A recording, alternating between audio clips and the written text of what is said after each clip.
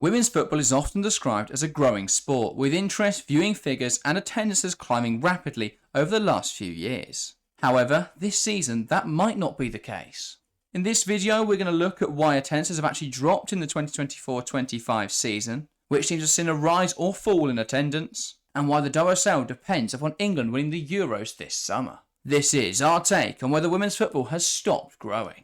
Alright, let's talk about it today. We're going to be discussing whether women's football has stopped growing, and we're going to be discussing this myth that it is a constant growing sport and that it's destined to reach a global fan base. We're going to discuss all those sorts of things. We're going to discuss the trajectory of women's football, where it's going and what needs to be done. So let's first start by talking about the growth over the last few years then, Harry, because we've seen a huge amount of growth over the last, 5 years. Yeah, it's been absolutely incredible. The development was slow and steady, and then we saw, as you say, five bit more years ago, we saw an incredible rise in the numbers and just across the board in every factor of the women's game. Saw this massive growth, and it was really encouraging to see. Obviously, there were massive benefactors in there as the nation came together for the likes of the lionesses, and across the board, domestically and internationally, especially in England and across most countries, saw a very big growth. But in England, we saw this real rise, and I think that it was a big few years for the women's game. It went from kind of being a very not private sport, but it felt exclusive to just the fans of it who had managed to get in with the site and managed to get in with the culture and stuff. But over those years, I feel like it expanded massively, and everyone got involved. Majority of people got, not everyone, but majority of people got involved, and it was really important. And I think we'll talk about it a bit later, but that transition from a very personal thing to a much more widespread and global thing, is something they're struggling with at the moment, and that's something we'll get to. But yeah, looking at those statistics, and I think the best way to demonstrate this is the average attendance of the WSL per match in these seasons. So starting with 2018-19, it's a nice benchmark from 6 years or 7 years ago, 6 seasons that we're counting. This data doesn't take into account the year of COVID because the data there is skewed. We'll start with 2018-19, where the average attendance in the WSL was a little over 1,500. Wow. Now, last season's average attendance sat over 7,000. And that is a huge growth. The WSL in 2021, coming out of COVID, so they wanted to double their numbers. In 2021-22, it sat at 2,000. They've much more than done that in the 3 years. So I think we've seen a huge amount of growth in such a small period. But there is still so much to do and so much to go now. And actually what we've seen this season was a slight drop-off in attendance. And that's what we want to centre around today. So I was saying this discussion will obviously be quite WSL-centric. It's what we cover on this channel, and I think it's been quite interesting to see that attendance drop off from last season coming into this season. Yeah, it's one of those where I think it is an important step in when you're growing anything really, but especially in football, because when you have the exponential growth that we just mentioned and that kind of boom across the last 5 years, once that is over, and it's very interesting to see with what you're left with afterwards. And I'm not saying, again, we'll discuss if it's over or not as we go on, but it's what you're left with as it continues going on. Once you've had that boom, what happens then? And drop-offs are kind of expected sometimes when it grows so quickly. You can't expect that to really keep up forever and ever. But I think what is important to see is it was a slight drop off, because what it shows is that the consistency, but it also shows that people have stuck with it. People haven't just got on board for while everyone's talking about it and then just left. Yes, some people have done that, but the majority of people who got on board across last season and the season before and across the 2021 Euros and things like that, the majority of them in stadium football have stayed around, they've kept going to the games and they've still stuck with it, which I think is an important step in growth, because it's you building or stabilising that audience. And I think stability, again, is a massive important when you're trying to build something. Yeah. I think one way to explain the plateau in this season, though, is to look at where the growth came from. So we'll start with the major international tournaments, because I think, especially in the WSL, that is where we saw this huge boom in interest in women's football. Euro 2022, the Lionesses winning that tournament, that brought a huge amount of eyes to the sport. It brought a lot of people coming to watch games. I think that was a hugely important moment. And then when the Lionesses got to the final of World Cup 2023 in Australia, That was 2 successive years there. We had a home tournament which England won, and then the tournament in Australia, which there was lots of eyes on that tournament, and England almost went all the way. And they've just beaten at the final hurdle. And that was 2 very successful summers back to back. Obviously, we wouldn't normally have that sort of that grouping, but due to COVID, obviously delaying the Euros for the men's, they then delayed the women's Euros so they wouldn't clash. And so we saw then obviously back-to-back summers of that. And what we had in 2024 was not any major women's international football. We had the Olympics, but England weren't involved in that, and that may go some way to explain why there wasn't such a boom in interest in England, or that continued rise in interest in England. I also think the Olympics isn't as big a competition to general fans of football as it is in the women's game, or as it has been historically in the women's game. So those factors probably go to explain why we saw a bit of a slower down attendance, or are one contributing factor to why we saw attendances start to drop this season. But yeah, WSL attendances have dropped. Looking at it from a team-by-team comparison, it's quite interesting. We saw Liverpool with a lot more games at Anfield this season. Their attendance jumped up by 54%. So for some teams, this was a huge successful season. For others who either had less games at the men's stadium or all of their games, we actually saw a bit of a drop-off for some of those teams. So, for example, Aston Villa this season moved to Villa Park. Their attendance actually dropped off by 32.9%. When you go to a bigger stadium, you'd expect the attendance to rise. So what explains that drop-off, Harry?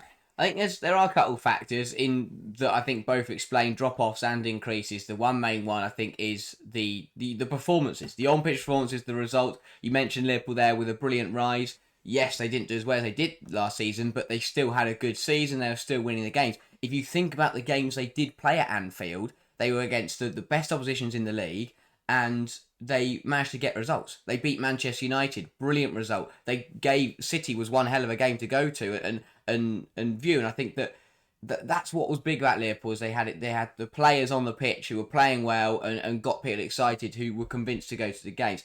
With Villa, with the drop-off, it has been a very tough season for Aston Villa, especially in the first half, the first 3 quarters of the campaign. It was really tough. So if you are a general fan, it's common sense. General fans, or not fans that don't go every single week, so fair weather fans, they're more likely to go if your team's sat mid-table and they're on a winning run than if they're sat 11th and they're near, they could potentially have got relegated. And that was the situation Aston Villa found themselves in. So I do think that does have a factor. I think the other thing it shows, and I don't know whether it will prove with the other sides, is that Liverpool overall as a name, as a football club, have a bigger audience and have more fans than Aston Villa to get into. Liverpool have more people that can come to the games, and more people to try and move across and get involved on the women's side than the other clubs do. And it's something, again, it's that big club nature. By having a side that are so strong in the men's game, you've got more fans, you've got more national and international following, so there's more people that you can try and get involved and tap into that market. Whereas for Aston Villa,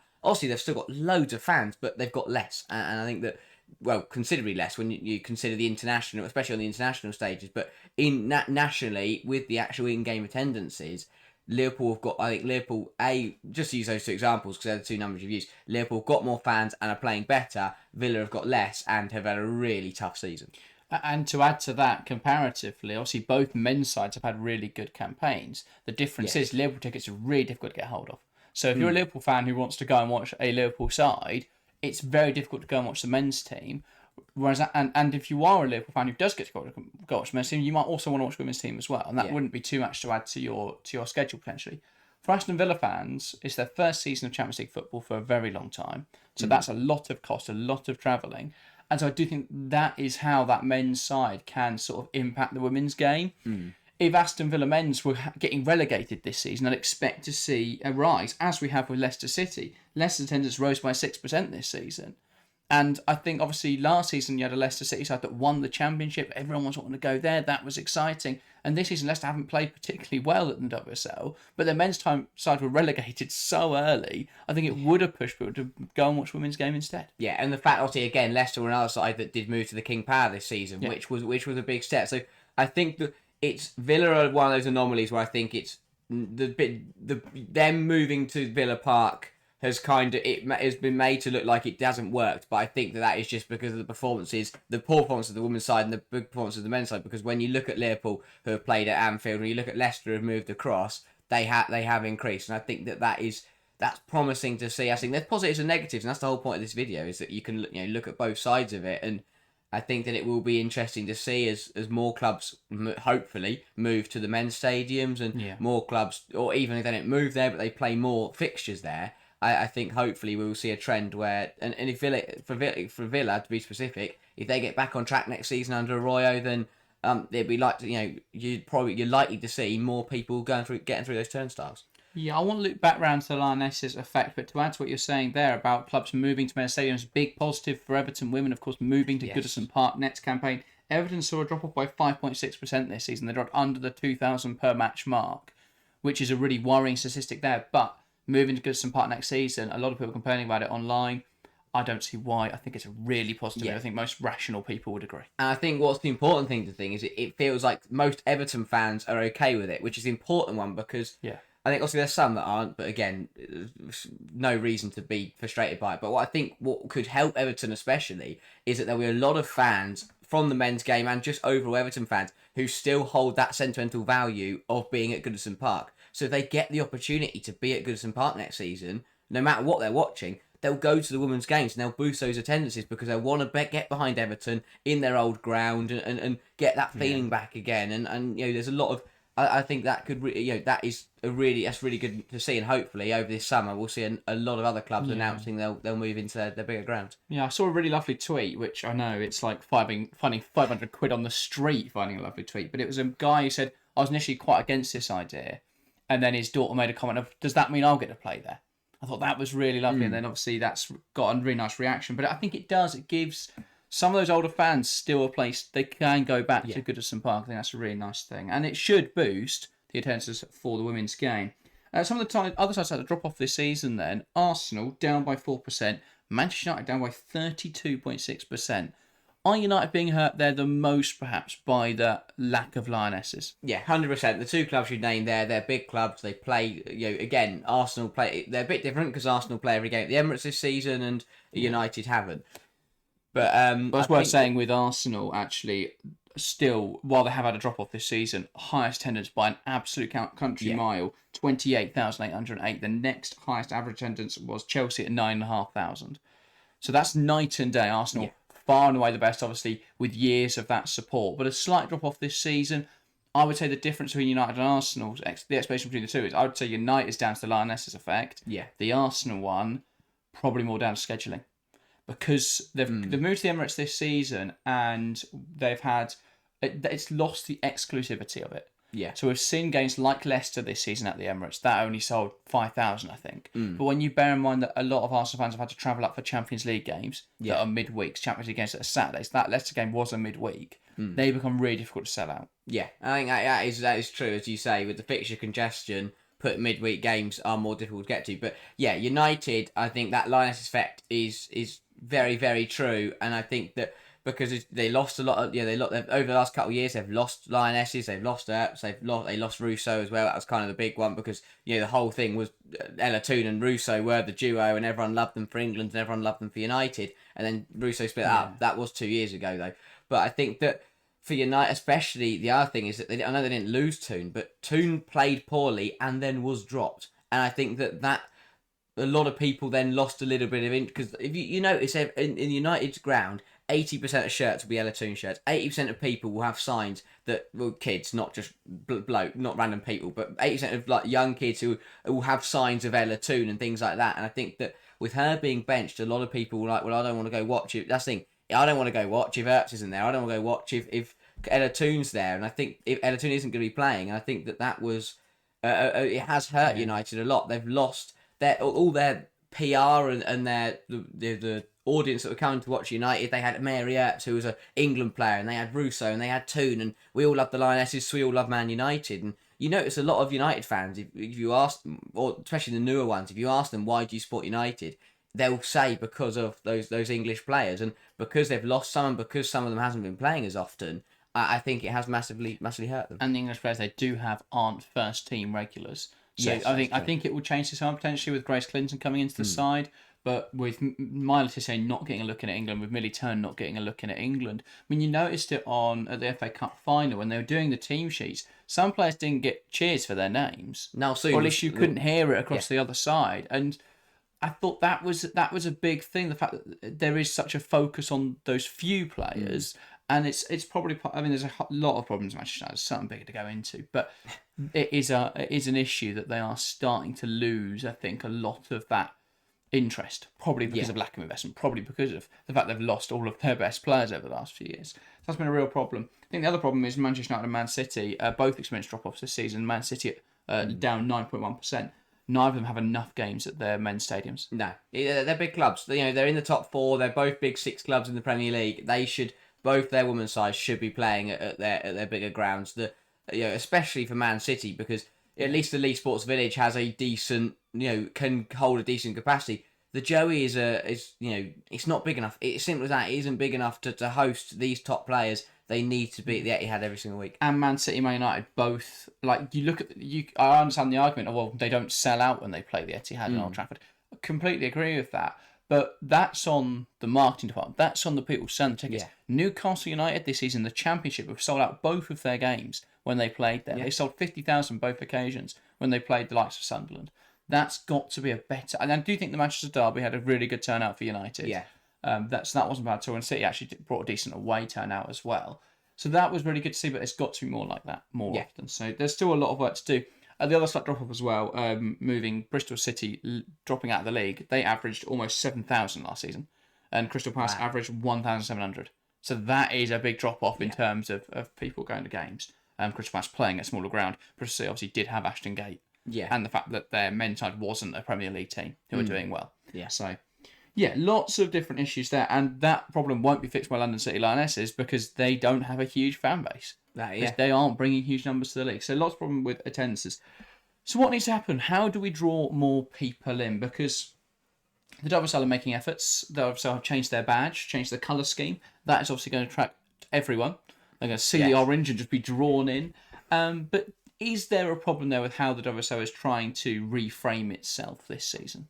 Does more need to be done? Yeah, I think it's a very interesting... the off-the-pitch stuff is a bit bizarre, and renaming the WSL 2 to try and make this link between the WSL and the Championship, I don't think it's necessarily going to have a massive positive impact on growing. I think it has the inverse effect, actually. Yeah, potentially so. But I think that the problem is for WSL is that it's not really in their hands. For me, they can do factors to help it, but... in terms of, for me, it's the on-the-pitch stuff. It's the results, it's the action, it's the competitiveness of the league, which, obviously, the WSL can't just make the league more competitive. They can do things that might help it, but they can't make it more competitive. But you don't mention the teams that dropped off there, and again, we speak about that performance. Crystal Palace, didn't really... they put up a decent fight, but if there was a relegation fight, they would have got more through the door. Villa really struggled. They lost. People didn't come in. Man City, they'd gone from winning the league last season, where loads of people got invested, to finishing outside of the Champions. There was no title fight. And you say that Arsenal, United and City numbers dropped off because none of them managed to push Chelsea last season. Chelsea had a rise this season, by the way, but still, Chelsea have got to have every game at Stamford Bridge. So 100%. Because that feels like a non-negotiable.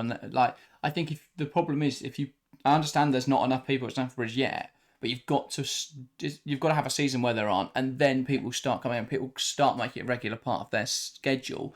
That's the problem. I think at the moment the WSL is pushing too much the big games. I understand why, because they're the big sellers. They're the ones that are going to get people interested. But they're focusing all of the marketing, all the attention around these big moments and these big days like it's a festival. I think a lot of the branding and the marketing coming out is more like it's a one-off event, rather than it being more about supporting that club, going along and becoming part of something, going along and watching that game, watching that team every weekend at that same stadium. I think there's a lot that needs to be done in that regard. I also agree the on-pitch product needs to be improved massively. I think at the moment there's a huge focus on the off-pitch product, but when you are marketing something that isn't particularly strong, whatever you do in terms of marketing isn't going to help. And it's a problem across Europe right now, but across... the Liga F, WSL, Serie A, Bundesliga, the Bundesliga Frauen, the Portuguese League, and the Women's Eredivisie as well. Across those 6 leagues, in the last 5 years, there's only been 2 winners in each league at most. A lot of teams have seen teams win. A lot of leagues have seen teams win it every year. Of course, Chelsea and Barcelona. Wolfsburg won one in the Bundesliga Frauen, but the rest have all been won by Bayern Munich. So that we're seeing period dominance across every single league at the moment, and that is a big problem. Yeah, it doesn't matter what the sport is. If you have a competitive sport, you will get people through the door. It could be any sport. Well, any sport within reason, but it could. Well, no, if you had like a Luke Littler in bowls, everyone would go and watch bowls. That's what we saw in darts. One player comes in, shakes up the order, and makes it incredibly interesting. But I think that the important thing with football, women's or men's, is that people need to get behind the team. And I think that's another thing, is that people get behind players more than they do the club. And I think that is very, very different to what what football is. Football is about getting behind a team. I think you have too many people that have favourite players, which means when you ask them what team they support, it's like, well, I like Arsenal because they've got this player, but I like Man United because they've got this player. I like Chelsea, but you shouldn't, because they're all rivals. It's like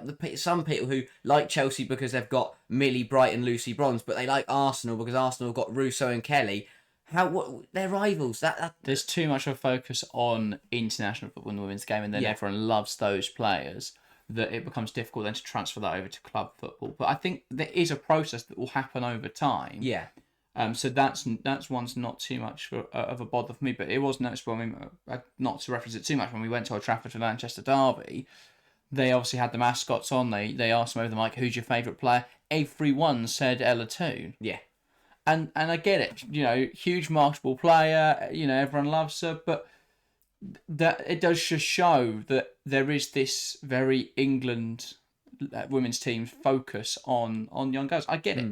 They, it's easy when everyone supports the same thing. Yeah. But I think if the WSL is in a bit of a moment of identity crisis, and I think that it's got to decide now, or it's got to focus its marketing in more than one area, because at the moment it's all on it being a family-friendly fun day out. And that's fine. But if they want to be taken seriously as an elite level of sport, there's got to be that rivalry aspect of it. There's got to be more of a more tension in it, more aggression in it. Not to the point where there's like football firms, everyone's showing up to the women's game with flares and knuckle dusters, but to the point where there is a bit more of you can't have a United and a City fan sat in the stand together. Yeah. Because the City fan will get shouted at. Not a hostile environment, but one where you wouldn't want to be in the home end if you're an away fan, or vice versa, because obviously the support is so strong. Yeah, you want a competitive environment, and because I think you want that balance between it being a enjoyable match, an enjoyable contest, but not being just everyone gets on with everyone and everyone's loving it and it doesn't matter what happens because we've all had a fun day, because that isn't sport. Sport isn't about going out and having a lovely day out at the Manchester Derby. It's about your side winning that football game, getting one over your rivals. And I do think, I think that it does need to find that balance. It is a sport at the end of the day. It is a competitive. They are competitive fixtures, and I think that it's important. I think again, when the competition grows on the pitch, it will grow. But if it stays the way it is, and it does focus on being that enjoyable event that everyone can go to, and it's lovely, they will grow an audience. But I do think that audience does run thin, or at least it runs thinner than if you go into that competitive audience. If you go into that competitive market, the amount of people that would transition from other sports, including men's football, and will get involved. You're more likely to, if you've got, if they'll say Chelsea and Arsenal face each other, and they're both fighting out for the league next season, you'll drive a massive audience to that game. The Emirates would almost sell out because people would get involved.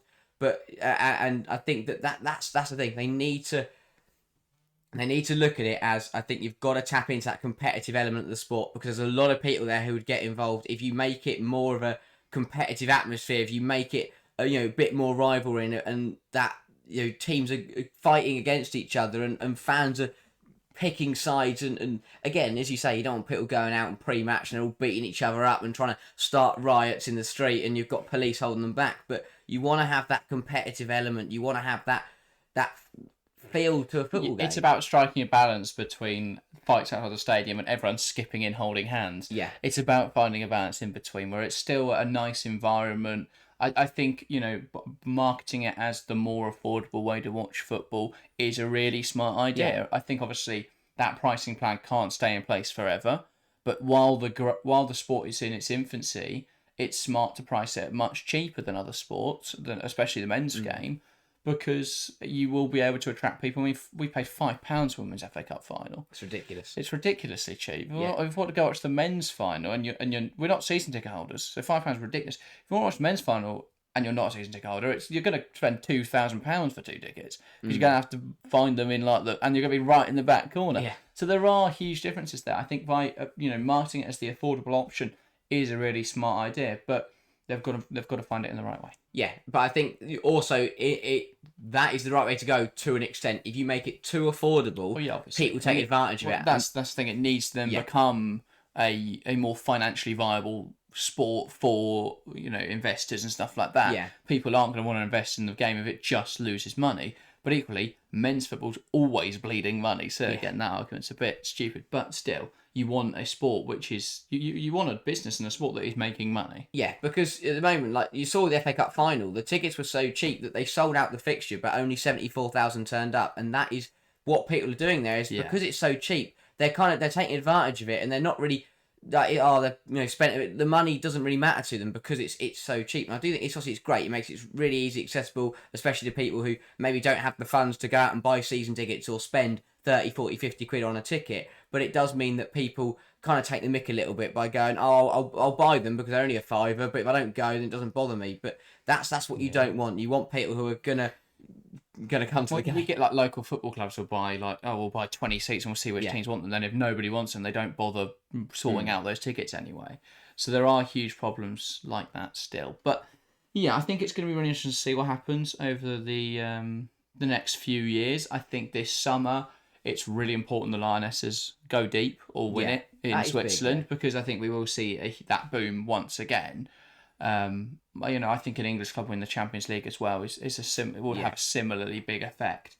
So we need to start seeing that competition. But yeah, it's difficult. But I think to conclude, the sport is still going to grow regardless of what happens. I think this season there has been a slight drop off, but I think the sport will continue to grow. It is just now about how do you foster that competitive atmosphere while also keeping it as a friendly enough environment. Yeah. It is getting there, and we already see evidence of what we're talking about. I think that Arsenal and Chelsea in England are the best examples of those sides who do have, for the majority, have that competitive atmosphere. They have that loyal following. The majority of Arsenal and Chelsea fans aren't going to switch clubs if Lucy Bronze leaves or if Alessia Russo leaves to join a different football club. But I think it is slightly different because Chelsea have now been dominant for 10 years of success where there has been that cult following. Arsenal have a huge fan base. I think Arsenal men's side have always... Arsenal as a club for the last 30 years has always had this one club mentality. Yeah. It's always been a very inclusive environment at Arsenal. So I think there is a difference there. The question is now, how can it become marketable? How can it become viable for these other clubs to put loads of money in? Because we're seeing clubs drop out because the money isn't there, the attendances aren't there. And I think more needs to be done in that regard to create interest across the country. Because the capital, London, everyone... There's a wide variety of people. There's a lot of people that are going to like women's sport. Now, how do you branch out a bit more? And we've seen it done. Newcastle got 50,000 at St James's Park this season.